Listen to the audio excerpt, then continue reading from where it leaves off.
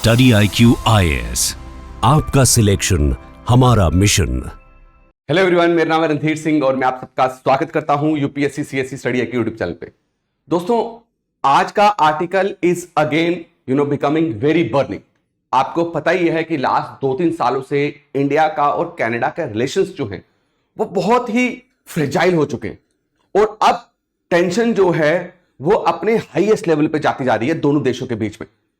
Last time किस तरीके से जब जस्टिन ट्रूडो थे तो उनके टाइम पे हमने देखा कि कितनी बड़े लेवल पे प्रॉब्लम क्रिएट की गई इंडिया के लिए। इंडिया को वर्ल्ड लेवल पर क्रिटिसाइज किया गया and yes, Canada was fully supported by USA कि India and India's diplomats and India's intelligence agency they are responsible for killing the Canadian citizens in Canadian soil. फिर किस तरीके से high level commissions और diplomats जो हैं, right, embassies जो उनको क्लोज करवाया गया। अब जब जस्टिन ट्रूडो के टाइम के बाद अब जब हमें लग रहा था कि जो न्यू प्राइम मिनिस्टर आएंगे, right, he will make a very good relation with India and Canada, लेकिन वहीं पे हमें क्या देखने को मिल रहा है कि रिलेशंस जो हैं और खराब होने के कगार में। ये जो रिसेंटली हुआ है ना, ये किसी भी तरीके से बर्दाश्त करने के लायक है ही नहीं है। मतलब every Indian, right, will feel that pain while listening to this news. What happened in British Columbia, which is a province of your Canada, वहां पे एक गुरुद्वारा में खालिस्तान की एम्बेसी को ओपन किया गया। Just imagine. और इस खालिस्तान की एम्बेसी को ओपन करने के लिए गवर्नमेंट ने, स्टेट ने, कनाडा की गवर्नमेंट ने मेरे से $1.5 लाख दिए। अब सोचिए कि it is a direct threat to India sovereignty. It is a direct threat to the image of Indian Sikhs, the Sikhs who are living in India, they are serving their country. अब आप देखिए कि सवाल यही उठता है हमेशा कि क्या कारण है, मतलब रीजन क्या है कि कनाडा इतने बड़े लेवल पे खालिस्तानी मूवमेंट को सपोर्ट करता है। अब अगर देखें तो ये ओपन कहा गया सूर्य में, जो ब्रिटिश कोलंबिया में, और इसके पीछे जो ग्रुप इन्वॉल्व है, right, which is declared a terrorist organization by Indian government, that is Sikhs for Justice. और इस सिक्स फॉर जस्टिस का जो चेयरमैन है, ही इज, जो फाउंडर है, he is a US citizen, fully backed by US. उसका नाम है Gurpatwant Singh Pannu and this is the image of that person, right. अब now they opened it, the moment they opened it, what was the reaction of India? देखो, India यहां पे Indian media में आपको देखने को नहीं मिला होगा। इसका भी रीजन मैं आपको बताऊंगा क्या रीजन है इसके पीछे कि इंडियन मीडिया में इसको इतने बड़े लेवल पे क्यों नहीं उठाया गया। यहां से मिनिस्ट्री ऑफ एक्सटर्नल अफेयर्स ने इतनी बड़ी बात क्यों नहीं की, राइट? क्योंकि अब वो इस इशू को इतनी तवज्जो नहीं दे रहे, क्योंकि they also know, Canada also know, and every Indians and Sikhs also know that they are in a very less number those who are having this extremist mindset। लेकिन यस, इंडियन हाई कमीशन जो Ottawa में है, उन्होंने बहुत strongly मेरे दोस्तों इसको confront किया that this is very wrong, this is very wrong. अभी जो प्राइम मिनिस्टर हैं कनाडा के, जिनका नाम है मार्क कार्ने, जिन्होंने ये बहुत बड़े लेवल पे जस्टिन ट्रूडो को भी ये बात बोली थी कि उनकी सरकार को कि they were responsible for tarnishing the relation between your India and Canada, they are responsible for degrading the relations of both countries, जिससे हम अगर ट्रेड करें, राइट, और कुछ एग्रीमेंट्स अगर करें तो हम बहुत बड़े लेवल पे एक दूसरे की कंट्री को ग्रो कर सकते। तो लेकिन अभी पीएम मार्क कार्ने का कोई स्टेटमेंट नहीं है, because he is also under tremendous pressure. Tremendous pressure में क्यों है मैं आपको आगे थोड़ा बताऊंगा। अब आप देखिए, ब्रिटिश कोलंबियन जो गवर्नमेंट है, राइट, उन्होंने $1.5 लाख ग्रांट दिया, grant, can you even imagine, ताकि वो क्या कर पाए, जिस बिल्डिंग में एम्बेसी ओपन हुई है उनको सारी सहूलतें मिल पाए। इवन ब्रिटिश कोलंबिया में जो एनडीपी के लीडर रहे हैं, राइट, जो फॉर्मर लीडर है Jagmeet Singh, he is also many times criticised for sympathising with Khalistani causes. Now what is the reason, है ना? आप देख लो, ये चलता रहेगा, ये चलता रहेगा। क्यों चलता रहेगा? बात ही वोट बैंक की है। सिख इतने बड़े तादाद में रह रहे हैं, और खास करके ये जहां पे ओपन हुआ है ना, एम्बेसी जहां पे ओपन की है वो ब्रिटिश कोलंबिया में सबसे ज्यादा सिख्स रहते हैं।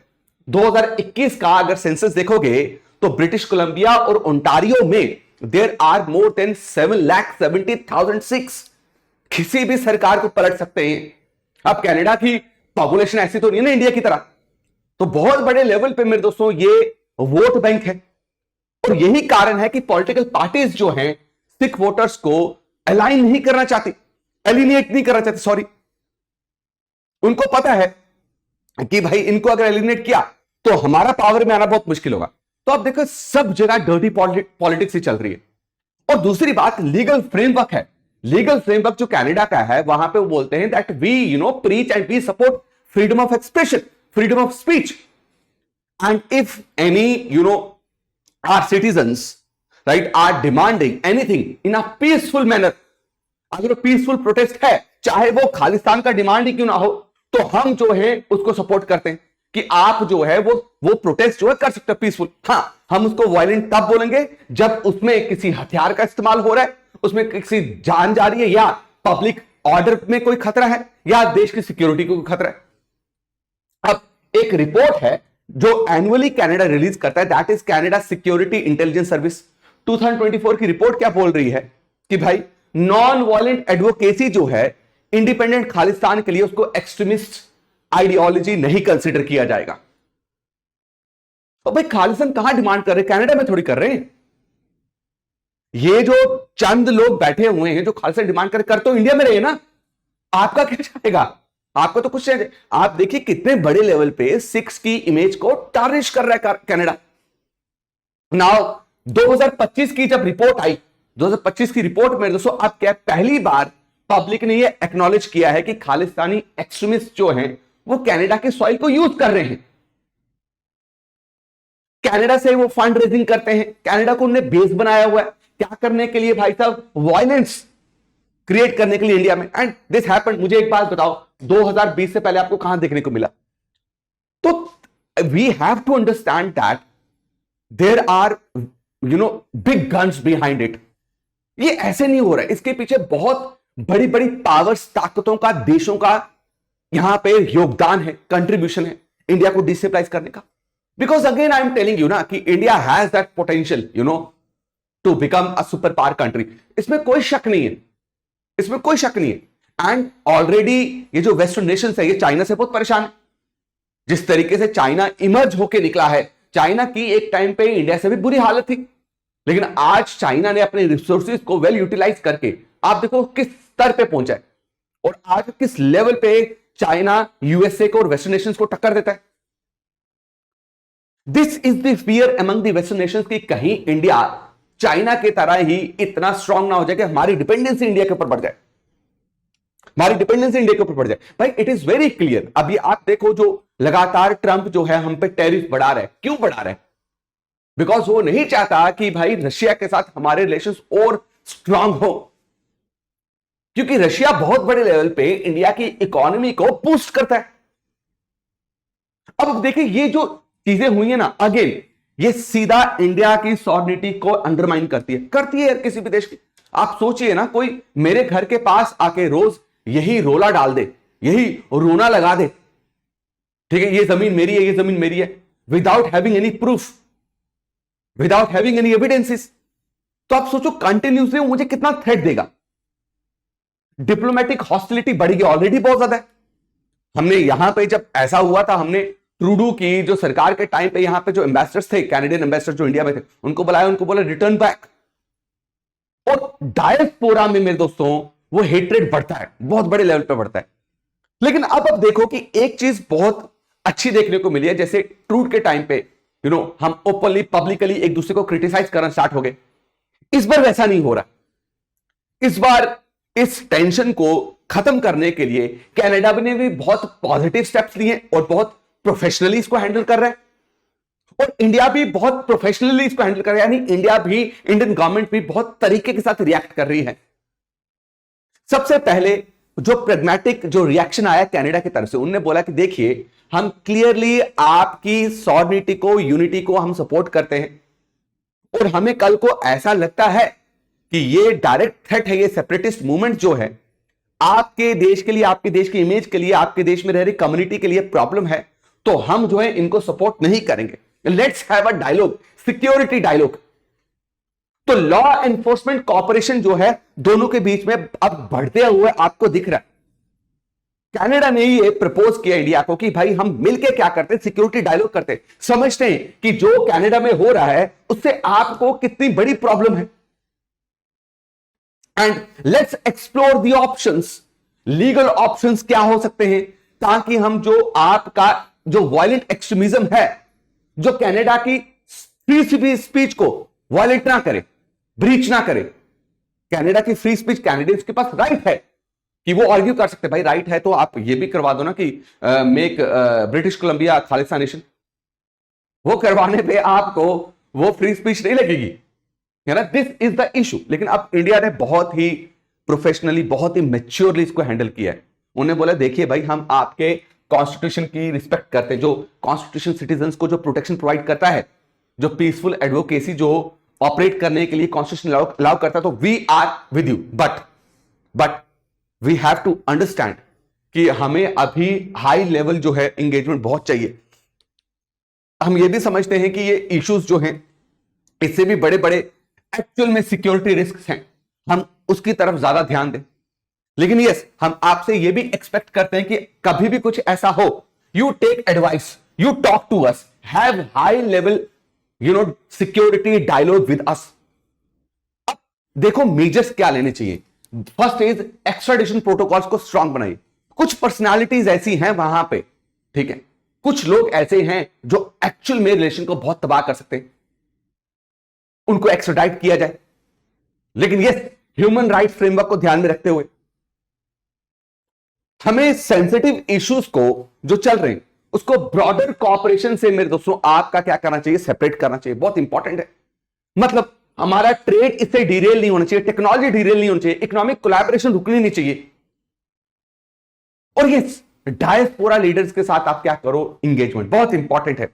जो बड़े बड़े लीडर्स जो यहां से इंडियन डायस्पोरा वहां पे जाके बैठे हुए हैं, उनसे हम डायलॉग करेंगे, प्लीज आप ध्यान रखिए, कंट्री अपने लोगों को अवेयर करिए कि ये काम जो है एक्चुअल में आपके लिए प्रॉब्लम क्रिएट करेंगे। वे फॉरवर्ड मुझसे अगर पूछोगे तो अभी फुल हाई कमीशन लेवल जो है एंगेजमेंट चाहिए। जो हमारे डिप्लोमेट्स हैं और उनके जो डिप्लोमेट्स हैं उनके बीच में डायलॉग होना इस वक्त बहुत इंपॉर्टेंट है, बहुत ज्यादा इंपॉर्टेंट है। हमें ट्रूड के टाइम पे जो निजर केस हुआ था, जिसमें हमने देखा था कि बहुत भयंकर तरीके से, है ना, पब्लिक एस्केलेशन आई थी, हमने ऐसा नहीं करना है। और अभी दोनों कंट्रीज जो हैं बहुत बड़े लेवल पे थ्रेट, टेरिफ थ्रेट जो है वो फेस कर रही हैं। कहां से? यूएसए से। तो रादर अभी अगर हम, एक यूएस से प्रॉब्लम चल रहा है, ऊपर से कनाडा से प्रॉब्लम चलना स्टार्ट हो गया, और किसी और देश से कोई प्रॉब्लम स्टार्ट हो जाएगा, तो भाई ट्रेड भी फंसेगा, हमारी सिक्योरिटी भी हैम्पर होगी। तो इंपॉर्टेंट ये है कि जो ग्लोबल ट्रेड टेंशन चल रहा है, जिसमें हम दोनों सफर कर रहे हैं, है ना, उसको कंट्रोल किया जाए, उसमें हम कॉपरेट करें, ना कि हम पॉलिटिकल डिस्प्यूट्स को हम प्रिवेंट करते हो। फिर मैं उम्मीद करता हूं कि आपको आर्टिकल बहुत शानदार तरीके से समझ आया। अपनी भी राय जो है कमेंट सेक्शन में जरूर रखिएगा। मेरे दोस्तों, अब आप सबके लिए एक बहुत ही स्पेशल ऑफर, इस साल का सबसे बड़ा discount offer, that is Independence Day sale. Independence Day sale is live, यानी कि कोई भी कोर्स अगर आप स्टडी आईक्यू की वेबसाइट से जाके परचेज करते हो, चाहे वो यूपीएससी का है, स्टेट पीसीएस का है, जुडिशरी का है, तो यू विल गेट 47% डिस्काउंट। मेरे दोस्तों, इसका ना हर किसी को बेसब्री से इंतजार रहता है, हर किसी को, इंडिपेंडेंस डे सेल का। Don't miss this opportunity. लेकिन 47% सेल अगर आपको डिस्काउंट चाहिए ना, वो आपको ये कूपन कोड यूज किए बिना नहीं मिल सकता। You have to use this coupon code, what? RDX live. Now बात करें यूपीएससी की, तो यूपीएससी बैचेस अभी 2026 के लिए भी अवेलेबल है, 2027 के लिए भी अवेलेबल है, और 2028 के लिए भी अवेलेबल है, राइट। आप कोई भी बैच जाके ले सकते हो, राइट। और इसमें जो सारे फीचर्स आपको चाहिए, अगर आपको फुल सारे फीचर्स चाहिए, तो कोर्स आपको इस वक्त 26,000 के नीचे के प्राइस में मिल रहा है। आप 2026 का जो बैच लेना चाहता है, वो ये बोलेगा सर 2026 का बैच मतलब मुझे प्रीलिम्स तब देना है। बाई चांस प्रीलिम्स देने के बाद क्या मेरे पास ये कोर्स की वैलिडिटी खत्म हो जाएगी? नहीं। 2026 का मतलब ये है कि जो बच्चे 2026 को हिट कर रहे हैं, बट उनके पास 36 मंथ्स की वैलिडिटी रहेगी, ऑलमोस्ट 2 साल से ऊपर, 2.5 साल का। Don't miss this opportunity, don't miss. I am telling you, ये 15 अगस्त के बाद आपको इस साल में ऐसी बड़ा ऑफर जो है वो नहीं मिलने वाला। 1000+ आवर्स की लाइव क्लासेस मिलेगी आपको, राइट। पीआरपी प्रोग्राम, यानी कि यू हैव द अपॉर्चुनिटी, पहले तो इस डिस्काउंटेड अमाउंट में जो आप कोर्स लोगे, इसी कोर्स में you have the opportunity to join our offline classes at Karol Bagh offline centre daily without paying 1 rupee. आपको 1 रुपए भी नहीं पे करना पड़ेगा, बस आपको हमारे वीकली और मंथली टेस्ट में बेहतरीन परफॉर्म करना है। इसको बोलते हैं PRP programme, prelims residential programme. Don't miss this opportunity my dear friends. और अगर आप प्रीलिम्स क्लियर कर देंगे तो आपको फुल फी जो आपने पे की होगी वो आपको रिफंड हो जाएगी। 18+ बुक्स आपके घर पे आपके लिए अवेलेबल होंगी, राइट। अब स्टडी IQ की वेबसाइट पे आपको जाना है, मैं आपको दिखा देता हूं कि कोर्सेज में क्या ऑफर है। और यहीं पे आप जाके मेरे दोस्तों व्यू ऑल कोर्सेज में जाएंगे तो आप देखेंगे सबसे पहले 2026 का बैच जो है, राइट, ये है। इसमें क्लिक करिए, इसमें क्लिक करिए। अब 49,055 का है। अब देखिए बाय नाउ के ऑप्शन में आप जाएंगे तो 49,055 का चल रहा है। यहां पे आपको सिर्फ जाके RDX लाइव कूपन कोड को इस्तेमाल करना है। जैसे ही the moment you will use RDX live coupon code, this course will come down to 25,999, 26,000 से नीचे, 36 मंथ्स वैलिडिटी। प्लेटिनम का कोर्स लेना है तो 21,999, और गोल्ड सिर्फ लाइव बैच देखने, बाकी आपको सारे ऑफर्स नहीं चाहिए तो 8,999। ये आपको अपॉर्चुनिटी कभी नहीं मिलेगी, आई एम टेलिंग यू, कभी नहीं मिलेगी। सो join this course, RDX live coupon code use करना मत भूलिएगा। मिलता हूं आपको इस कोर्स में, तब तक के लिए अपना ख्याल रखें। जय हिंद, जय भारत मेरे दोस्तों। स्टडी IQ IAS, आपका सिलेक्शन हमारा मिशन।